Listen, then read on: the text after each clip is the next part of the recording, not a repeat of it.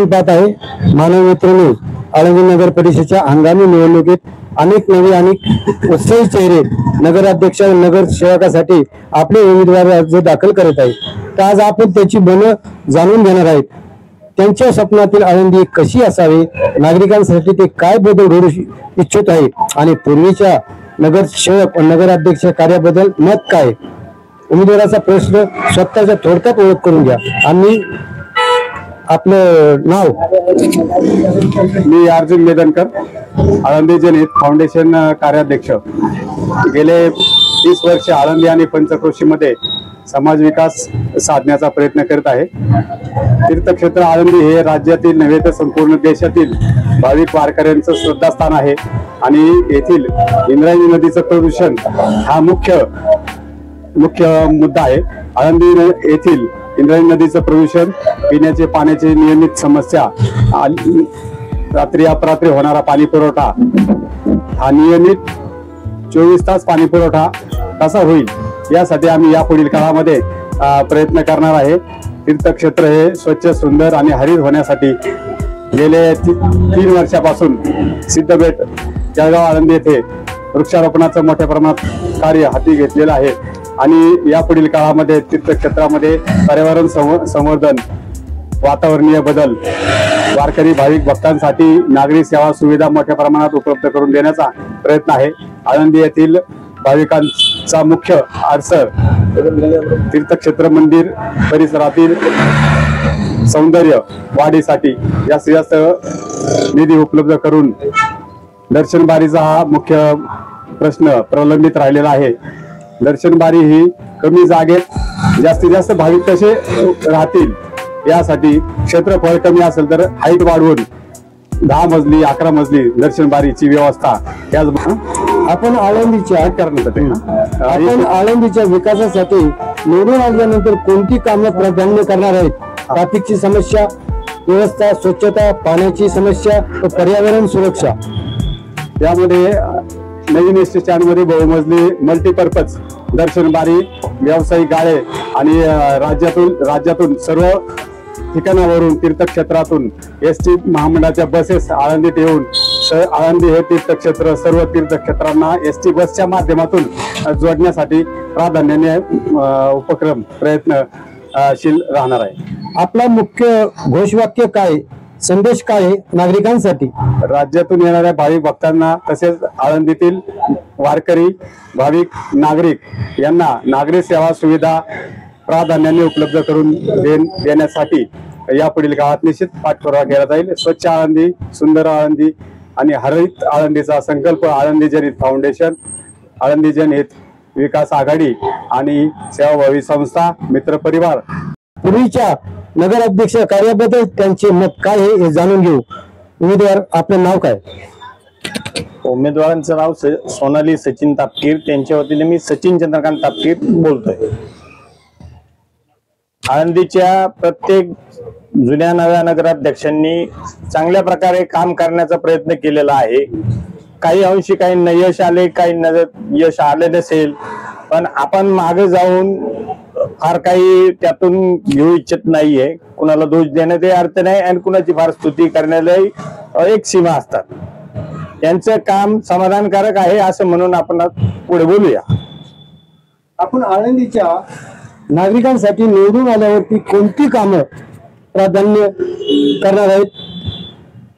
Traffic समस्या असेल, स्वच्छता असेल व पाण्याचा प्रश्न असेल, पर्यावरण सुरक्षाबद्दल. आळंदी मुख्यत्वे अख्ख्या महाराष्ट्राला काय, जगाला काय, माऊलींची नगरी म्हणून प्रसिद्ध आहे. आळंदीत पूर्ण महाराष्ट्रातून दैनंदिन प्रत्येक व्यक्ती हा दर्शनासाठी आळंदीत येतो. ट्रॅफिक समस्या ही प्रथमतः प्राधान्याने घेतली जाईल, पण ह्या ज्या समस्या आहेत त्या समस्यांव्यतिरिक्त आळंदीकरांना काही समस्या आहेत याचाही विचार केला जाऊ शकतो. अरुंद रस्ते, ट्रॅफिकचं नियोजन हे अरुंद रस्त्यांमुळे अडचणीत येते. तर त्या संदर्भात काय करता आलं तर सगळे मिळून करतील. तो कुणाचा एकाचा विषय नाहीये. मूलभूत गरजा म्हणलं तर अन्न, वस्त्र, निवारा या 3 गोष्टीसाठीच आपण कायम आज जे इथून मागच्यांनी जे केलंय ते अन्न, वस्त्र, निवाऱ्यासाठीच केलेलं आहे. पण आज आपल्या इथे जे काय समजा भक्तनिवास आहेत, त्या भक्तनिवासामध्ये जे चाललेले समजा ती येणाऱ्या यात्रेकरूंसाठी केलेली व्यवस्था आहे, त्या व्यवस्थेचा जर गैरवापर होत असेल तर त्यासाठी आम्हाला काही ठराविक आळंदी ग्रामस्थांना, नगर परिषदेला काही ठराविक पावलं उचलावी लागतील. दुसरी गोष्ट शिक्षणाचा दर्जा, या गोष्टीवरही काम करण्यासारखं भरपूर आहेत. शासनाकडे, नगर परिषदेकडे, केंद्राकडे अशा अनेक योजना आहेत की ज्या योजना फक्त कागदावर राहतात. त्या योजना समाजाच्या अंतिम घटकापर्यंत कशा पोहोचतील याचा निश्चितपणे विचार करण्याचा आमचा मानस आहे. आपला मुख्य घोषवाक्य काय आहे, संदेश काय आहे नागरिकांसाठी? नागरिकांचं हित हेच आळंदीचं हित, हे आमचं ब्रीदवाक्य आहे. आळंदीची निस्वार्थ सेवा, भ्रष्टाचार मुक्ती आणि सुंदर बनवण्यासाठी आपण काय कराल? भ्रष्टाचार हा विषय आहे, हा न सुटणारा कोडा आहे. त्या विषयात अधिक आपण अडकून पडलो तर आपल्याला जे साध्य करायचे ते साध्य करता येऊ शकत नाही. भ्रष्टाचार हा मुद्दा जर बाजूला ठेवला आणि आपण आपल्या विकासाच्या दृष्टिकोनातून जर कामाचा एक मैलाचा दगड स्थापन केला तर भ्रष्टाचार आपोआप कमी होईल. चांगल्या प्रकारचं काम, स्वच्छ आळंदी, सुंदर आळंदी, सदा हरत आळंदी, आळंदीतील नागरिकांचं हित याला प्राधान्यक्रम देण्याचा प्रयत्न, शासनाच्या योजना या प्रत्येक त्या गोष्टीतल्या प्रत्येक ज्याच्यासाठी ज्या योजना आलेल्या आहेत त्यापर्यंत पोहोचवण्याचा मानस आमचा निश्चितपणे राहील. निवडणूक कुणाची असो, उद्दिष्ट एकच असावे की आळंदीचा विकास आणि नागरिकांचे कल्याण. मानव मित्र न्यूजच्या वतीने सर्व उमेदवारांना मनपूर्वक शुभेच्छा. धन्यवाद. धन्यवाद. नमस्कार. नमस्कार, आपण पाहत आहे मानव मित्र न्यूज. आळंदी नगरपालिकेच्या हंगामी निवडणुकीत अनेक नवे उत्साही चेहरे नगराध्यक्ष पदासाठी व नगरसेवकासाठी आपले उमेदवारी अर्ज दाखल करीत आहेत. आज आपण त्यांचे मन जाणून घेणार आहेत. त्यांच्या स्वप्नातील आळंदी कशी असावी, नागरिकांसाठी ते काय बदल घडवू इच्छिते, पूर्वीच्या नगराध्यक्षाने कार्याबद्दल मत काय आणि हे जाणून घेऊया. बोला, तुमचं नाव सांगा. नमस्कार, मी संदीप काशीनाथ रंधवे. मी वार्ड प्रभाग क्रमांक 4 या ठिकाणी मी त्या ठिकाणी उभं राहण्याची माझी आता मी म्हणजे आमच्या जी आळंदी विकास समिती यांच्या वतीने मी त्याच्यामध्ये 4 नंबर मध्ये इच्छुक म्हणून आता मी फॉर्म भरणार आहे. तरी पुढचं चालू करायचं का? आपण आळंदीच्या नागरिकांसाठी निवडून आल्यानंतर कोणती कामं प्राधान्य करणार आहेत? ट्रॅफिकची व्यवस्था आहे, स्वच्छता आहे, पाण्याची समस्या आहे, पर्यावरण सुरक्षा आहे. महत्वाचं म्हणजे आज आळंदीकरांचे बऱ्याच वर्षापासून जे पाण्याची दुरावस्था होती, तर पाणी तर आलेलं आहे, त्यासाठी पण आळंदीकरांना बऱ्याच गोष्टी झगडाव्या लागल्या. परंतु पाणी आलेलं असताना सुद्धा पाणी जे मिळतंय ते 3-3, 4-4, 5-5 दिवसांनी किंवा आठवडाभरांनी पण मिळतंय आणि त्याची पाणीपट्टे जे आहेत लोकांच्या त्या आहे तेवढंच आकारलं जातंय. तर त्या संदर्भात आम्ही 100% लोकांना त्याच्यामध्ये जी त्यांची पाणी कपात, पाणीच्या दरामधली जी कपात आहे पाणीपट्ट्याची, ते 100% आम्ही लोकांना त्या माध्यमातून मिळवून देऊ, ही नक्कीच म्हणजे आमचा प्रयत्न राहील. बरं, पूर्वीच्या नगराध्यक्षांनी कामाबद्दल आणि नगरसेवकांनी केलेल्या कामाबद्दल याबद्दल आपलं काय मत आहे? पूर्वीचे जे नगराध्यक्ष झाले त्यांनी काम म्हणजे फक्त नुसतं दिखाऊपणाची झालेली आहेत. त्याच्यामध्ये बऱ्याचशा प्रमाणात भ्रष्टाचार हा जास्तीत जास्त प्रमाणामध्ये झालेला दिसून येतोय आणि त्याच्यामुळं गावाचा विकास जो आहे तो पाहिजे त्या प्रमाणात झालेला नाही. आपलं मुख्य घोषवाक्य काय, संदेश काय असेल नागरिकांसाठी?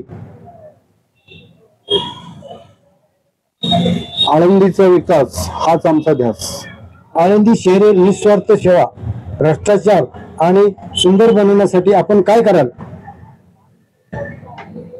आळंदीचं सर्वात महत्वाचं जे ट्रॅफिकचं नियोजन आणि या ठिकाणची जी बकाल स्वरूप जे आलेलं आहे ते सुधारण्याचा 100% आम्ही प्रयत्न करणार आहोत आणि त्यासाठी आम्ही आळंदी विकास आघाडी ही या ठिकाणी स्थापन केलेली आहे आणि सर्व आम्ही आमचे जे उमेदवार आहे आणि जे आमचा नगराध्यक्ष पदासाठी उमेदवार ठरल तो 100% त्यासाठी प्रयत्न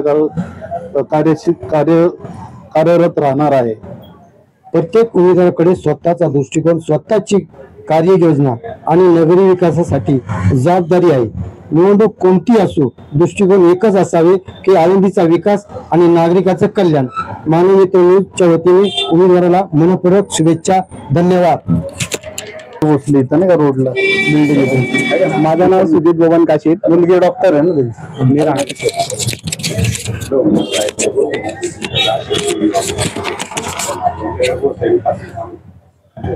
माझं नाव सुजित बबन काशीद, मी राहणार आळंदी देवाची.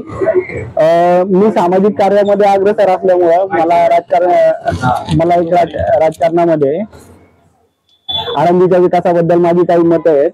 जेणेकरून वाहतूक समस्या, आळंदीची जी वाहतूक समस्या आहे, वाहतूक समस्येवर आपला जे आळंदीला पार्किंग व्यवस्था नाहीये तरी भाविक भक्तांच्या गाड्या न उचलल्या जातात.